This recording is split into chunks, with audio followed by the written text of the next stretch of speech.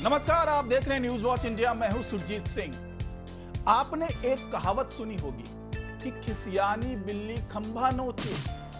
ऐसा ही कुछ आजकल शिवसेना के चाणक्य कहे जाने वाले संजय राउत भी कर रहे हैं। जी हां, संजय राउत जो 2019 में शिवसेना के चाणक्य के तौर पे उभरे थे, अब जो उनका स्टेटमेंट आ रहा है उससे यही लग रहा है कि खिसियानी बिल्ली खंभा नोचे।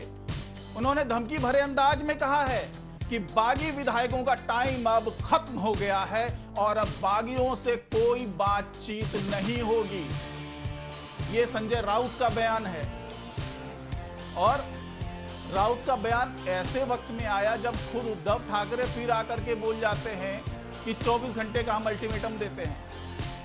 बागी विधायकों अगर वापस लौटना है तो वापस लौट जाओ, 24 घंटे का अल्टीमेटम है। लेकिन संजय राउत बोलते हैं कि भाई हमारा कोई अल्टीमेटम नहीं है और बातचीत करने का वक्त खत्म हो चुका है। और संजय राउत कब ये बात कह रहे हैं? उन्होंने दावा किया कि महाराष्ट्र विधानसभा में वो फ्लोर टेस्ट जीत देंगे। मतलब ये दावा है उनका कि अगर विधानसभा में फ्लोर टेस्ट की नौबत आती है तो शिवसेना जीत जाएगी, महाविकास आघाड़ी की जो सरकार है वो बनी रहेगी। संजय राउत का यह तल्ख अंदाज उनकी शरद पवार के साथ मीटिंग के बाद दिखा। यह अंदाज पहले नहीं था। जब शरद पवार से वो मिलते हैं, उसके बाद बाहर निकलते हैं, उसके बाद वो कॉन्फिडेंट दिखते हैं, उनका तल्ख अंदाज दिखता है। या तो झुंझलाहट है उनके अंदर या फिर अपने डर को दबाने की कोशिश है। ओवर कॉन्फिडेंट होकर दिखाने का मतलब ये हो सकता है कि एक संदेश जाए बागी विधायकों के पास कि अंदर खाने बहुत कुछ पक रहा है और हम सरकार बचा लेंगे, तो बागी विधायक जो गुवाहाटी में बैठे हुए हैं वो लौट के मुंबई आ जाएं। लेकिन ये सब हुआ कब? हुआ जब वो शरद पवार से मिलकर के बाहर आए। न जाने शरद पवार ने उन्हें क्या गुट्टी पिलाई कि कल तक महाविकास आघाड़ी को छोड़ने का ऐलान करने वाले संजय राउत एकदम से पलटी मार गए। कल तक तो यही कह रहे थे संजय राउत कि अगर बागी विधायक वापस आ जाए, अगर एकनाथ शिंदे मुंबई में आकर के बातचीत कर लें तो हम महाविकास आघाड़ी की पार्टी छोड़ सकते हैं, वो गठबंधन खत्म कर सकते हैं, वो सरकार खत्म कर सकते हैं। लेकिन अचानक बाहर शरद पवार से मिलते हैं और उनका रवैया बदल जाता है, उनका टोन बदल जाता है, बात करने का अंदाज बदल जाता है। एकदम से पलटी मार जाते हैं और फ्लोर टेस्ट में जीत दर्ज करने का दावा करने लगे। इतना ही नहीं, सरकार ने एकनाथ शिंदे के साथ बगावत करने वाले करीब 40 विधायकों के पीएसओ के खिलाफ कार्रवाई करने का भी ऐलान कर दिया है। यह सब यही ओवर कॉन्फिडेंस दिखा रहा है, एक तरह की धमकी दिखा रहा है। और इन सभी पीएसओ पर जो आरोप लगाए गए हैं वो है कि उन्होंने राज्य छोड़ते वक्त प्रशासन और खुफिया विभाग को सूचित नहीं किया, इसलिए इन पर एक्शन लेने का आदेश दे रहे हैं। हालांकि सरकार की इन कार्रवाई का विरोध करते हुए बीजेपी ने राज्यपाल को एक चिट्ठी लिखकर मामले में हस्तक्षेप करने का अनुरोध किया है। उन्होंने कहा है कि भैया जल्दी से हस्तक्षेप कीजिए इस मामले में, नहीं तो सरकार जो कदम उठा रही है उससे यहां पे संवैधानिक संकट खड़ा हो सकता है। क्योंकि 40 अभी जो एकनाथ शिंदे का दावा है वो है कि 52 विधायक, 50 से ज्यादा विधायक उनके संपर्क में है। उसमें 37-38 विधायक जो है वो शिवसेना के हैं।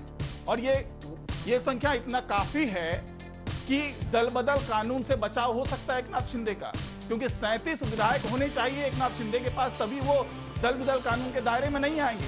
और वो दावा कर रहे हैं कि 37 विधायक ऑलरेडी हमारे साथ हैं और भी कई विधायक हैं जो धीरे धीरे मुंबई से गुवाहाटी पहुंच रहे हैं। अब इससे पहले जो उद्धव ठाकरे हैं, जो इन्होंने धमकी दी और तमाम चीजें की, अब उनके धमकी का सिलसिला कैसे कैसे आगे बढ़ रहा है जरा ये जानिए। इससे पहले उद्धव ठाकरे ने विधानसभा के डिप्टी स्पीकर से 16 विधायकों को अयोग्य घोषित करने के लिए चिट्ठी लिखी थी। उन्होंने कहा था कि भाई ये जो 16 विधायक है, पहले 12 के लिए चिट्ठी लिखी, फिर 4 और विधायकों के लिए चिट्ठी लिखी, उनके खिलाफ कार्रवाई करने की मांग की। डिप्टी स्पीकर हैं जो एनसीपी के नेता हैं, वहां के डिप्टी स्पीकर। अब इस चिट्ठी पर कार्रवाई करते हुए डिप्टी स्पीकर ने नोटिस भी जारी कर दी। एनसीपी के डिप्टी स्पीकर ने नोटिस जारी करने से पहले एक बार भी ये नहीं पूछा कि जब आपके पास अपनी पार्टी बचाने लायक भी विधायकों का समर्थन नहीं है तो आप किस अधिकार से 16 विधायकों की योग्यता रद्द करने की अपील कर रहे हैं? एक बार भी नहीं पूछा। खैर, वर्तमान सियासी दौर में इतने आदर्श स्थिति और निष्पक्षता की उम्मीद करना भी बेमानी ही हो गया है। नहीं कर सकते उम्मीद, क्योंकि अगर वो एनसीपी के नेता हैं, भले वो डिप्टी स्पीकर के संवैधानिक पद पे हैं, उन्हें निष्पक्ष होना चाहिए। लेकिन ये उम्मीद करना अभी फिलहाल बेमानी है, क्योंकि अगर वो निष्पक्ष तरीके से पेश आते हैं और आदर्श स्थिति में जाते हैं तो ये उद्धव ठाकरे की जो सरकार है या महाविकास अघाड़ी की जो सरकार है उसके लिए बहुत ही मुश्किल हो जाएगा फिर अपनी सरकार को बचाना। तो एनसीपी के जो डिप्टी स्पीकर वो नहीं जा सकते। हालांकि बाकी गुट के जो एकनाथ शिंदे हैं, जो नेता हैं, वो इस नोटिस पर पलटवार किया उन्होंने और खुद को विधायक दल का नेता बताते हुए ऐसे किसी भी नोटिस को गैर कानूनी बताया। जाहिर सी बात है, जिस दल में कुल 55 विधायक हो उसमें से करीब 37-38 विधायक किसी एक नेता के साथ हो, तो जो छोटा धड़ा बचता है वो धड़ा किस तरीके से उस धड़े को चैलेंज कर दे जिसके पास बहुमत है, जिसके पास दल बदल कानून से बचने के लिए तमाम संख्या बल है, उसको आप कैसे चैलेंज कर सकते हो। अब जो एकनाथ शिंदे ने है उन्होंने क्या किया, उन्होंने अपने गुट के विधायकों के साथ भी बात की और उन्हें भरोसा दिलाया कि इस तरह की नोटिस को कानूनी तौर पर बहुत ही आसानी से चुनौती दी जा सकती है। और जब एक राष्ट्रीय पार्टी जो कि इस वक्त सुपर पावर है और अगर वो हमारी मदद करने को तैयार है तो हमें ऐसे किसी भी धमकी से डरने की तैयारी, मतलब इसके लिए तैयार नहीं होना चाहिए हमें। इस धमकी ये मतलब खोखली धमकी है, गिदड़ भभकी कह लीजिए इसको, ये गिदड़ भभकी है एक तरीके से।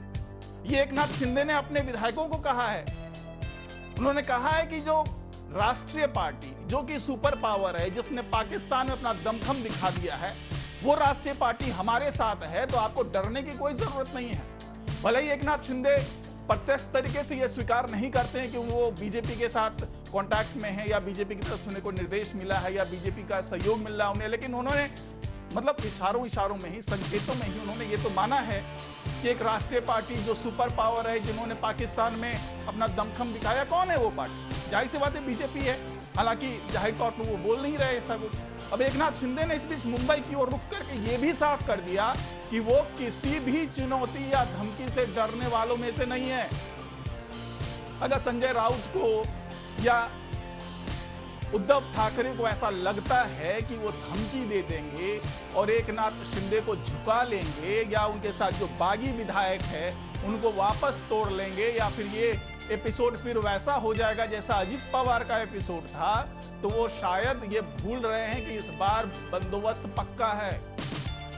ऐसे नहीं मुंबई से सूरत और सूरत से गुवाहाटी के लिए चार्टर प्लेन बुक हो रहे हैं। ऐसे नहीं किसी होटल में 50-55 लाख रुपए खर्च करके रूम तैयार किया जा रहा है।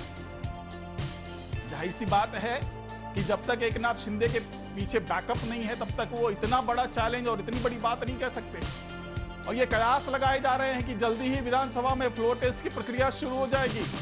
हालांकि संजय राउत का भी दावा है अपना, वो कैसे अपने दावे से पीछे हट जाए। वो कह रहे हैं कि भैया जब भी फ्लोर टेस्ट होगा तो हम जीत जाएंगे। और एकनाथ शिंदे ने एक बार फिर दावा किया है कि वो शिवसेना में कोई बिखराव नहीं चाहते हैं, लेकिन उसके लिए केवल एक ही शर्त, केवल एक शर्त जो कि वो शुरू से रख रहे हैं कि शिवसेना को महाविकास अघाड़ी से बाहर निकलना पड़ेगा। इसके अलावा को कोई रास्ता नहीं है। ना शिंदे के पास जो ये ऑफर गया था कि आप मुख्यमंत्री बन जाओ, शिंदे इसके लिए तैयार नहीं है। उन्होंने केवल एक शर्त रखा है कि आप महाविकास अघाड़ी का साथ छोड़ने के लिए तैयार हैं, बीजेपी के साथ गठबंधन करके आप सरकार बनाने के लिए तैयार हैं तो हम आपके साथ हैं, कोई बगावत नहीं है। एकनाथ शिंदे ने इसके साथ ही उद्धव ठाकरे और संजय राउत की उस चुनौती को भी स्वीकार कर लिया है जिसमें उन्हें मुंबई आकर आमने सामने बात करने के लिए कहा गया था। इसके साथ ही उन्होंने डिप्टी स्पीकर के सामने खुद के विधायक दल का नेता होने का दावा भी ठोक दिया है। उन्होंने बता दिया है कि भाई बड़ा धड़ा मेरा है, मेरे पास 37 से ज्यादा विधायकों के हस्ताक्षर हैं, तो जो विधायक दल का नेता है वो मैं ही हूं और अगर मैं किसी को चीफ व्हिप नियुक्त करता हूं तो वही आधिकारिक तौर पे होगा। हो सकता है कि एकनाथ शिंदे अगला कदम निर्वाचन आयोग में जाकर के शिवसेना के निशान को लेने की भी बात कर लें। अब महाराष्ट्र के सियासी गलियारों में यह कयास लगाए जा रहे हैं कि जल्दी ही एकनाथ शिंदे के गुट के साथ बीजेपी के समर्थन वाली सरकार बनाने का रास्ता भी साफ हो जाएगा। दूसरी तरफ कांग्रेस भी महाराष्ट्र की महाविकास अघाड़ी सरकार को बचाने के लिए छटपटा रही है, पूरी तरीके से छटपटा रही है। अभी तक कांग्रेस यही कह रही थी कि यह शिवसेना का अंदरूनी मामला है, लेकिन अब जब उसे यह लगने लगा है कि महाराष्ट्र में शायद शिंदे खेला कर देंगे तो वो भी अपने तमाम पैतरे आजमाने में जुट गई है। अब पैतरे सुन के आपको हंसी भी आई कि इसी के तहत जो असम के कांग्रेस प्रदेश अध्यक्ष हैं, उन्होंने एकनाथ शिंदे को एक पत्र लिख करके कह दिया कि गुवाहाटी आप छोड़ के चले जाइए।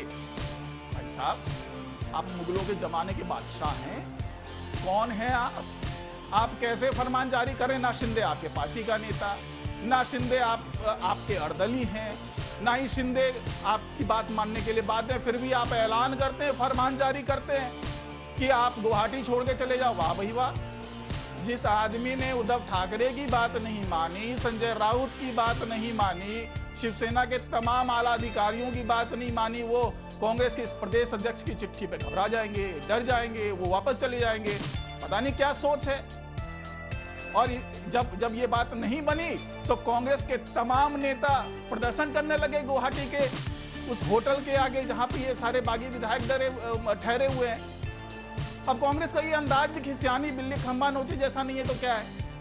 आप खुद ही बताइए कि जिस कांग्रेस का कोई लेना देना नहीं है, अब जब सरकार जा रही है तो वो छटपटाने लगी और हुक्म जारी कर देती कि आप भाई ये छोड़ के चले जाइए। ना आपकी असम में सरकार है, ना आप इतने बड़े वाले हैं कि भाई आपकी बात मान ली जाए।